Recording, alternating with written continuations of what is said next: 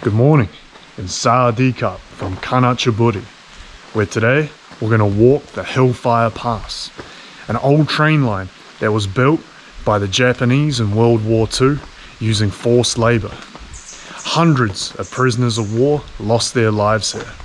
Today we're going to check out the remains. Let's go.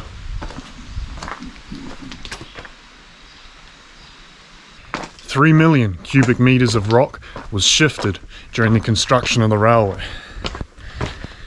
Hammer and tap men were always facing injury. They were malnourished, working with drills, explosives, and often, if you're hitting at the rock, you'd smack your mate next to you, breaking his hand. All of these injuries were compounded due to the fact that there was no medicine and a lack of doctors out here.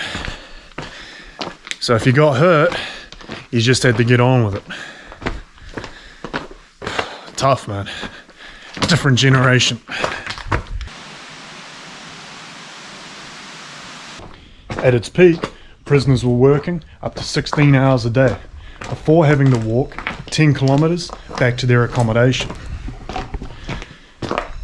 Most of the camps were found on the mountainside, which meant that in the middle of the night, prisoners had to navigate through dense jungle and up steep slopes, just so they could sleep for a couple of hours, then do it all again the next day.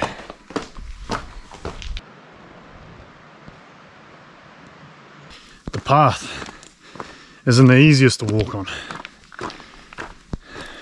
You get long stretches of rock and gravel, then the rest is water and mud. It's well maintained, easy enough to follow, but you have to be aware of your footing all the time.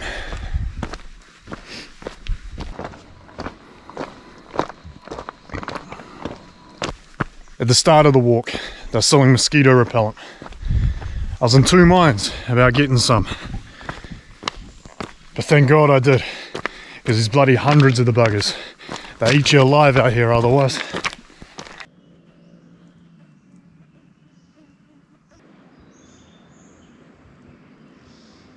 Cool.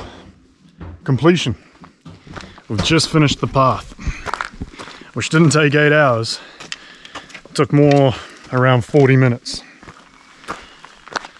But what we're going to do is we're going to cross the road. We're going to sneak under this barbed wire fence.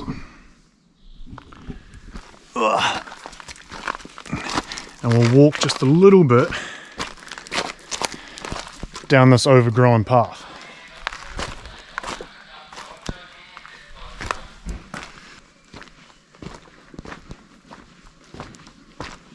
The Tenasserim Hills was a particularly difficult part of the line to build due to its remoteness and the lack of proper construction equipment. During the 6 weeks that it took to complete, hundreds died of starvation and dysentery, or they were beaten to death by the Japanese guards. The line was never built to last though. After continuous bombardment by the British Royal Air Force during the Burma campaign, the line was eventually shut down after the war.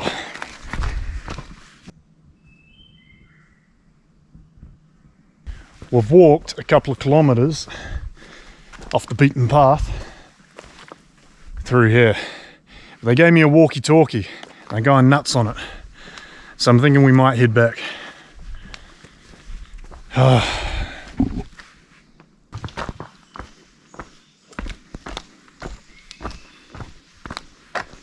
At night, prisoners would work using torches, lighting up the valley. Many who saw this believed that it resembled hell. Therefore you get the name HELLFIRE. At the end of the war, British and Australian armies came through here looking for the remains of the dead. Fortunately, the Japanese, due to their fear of disease, kept almost perfect records of where the dead were buried. The soldiers were also aided of the recollections or the memories of the prisoners who served here. So most of the bodies were recovered.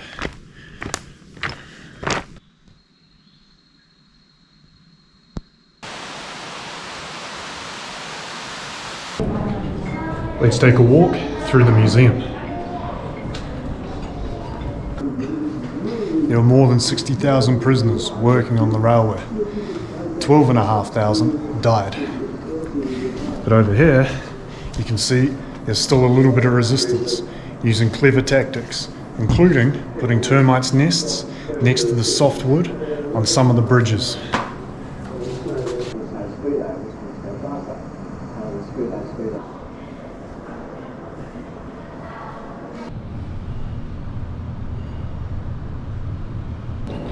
And that was the museum. Small, but powerful.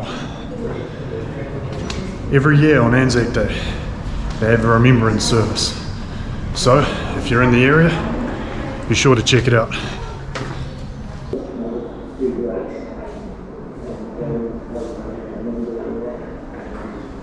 And that was the Hellfire Pass. Not quite 8 hours, but still bloody beautiful. We got to learn a little bit about its sad history, and we got to check out its museum. Great way to spend the morning.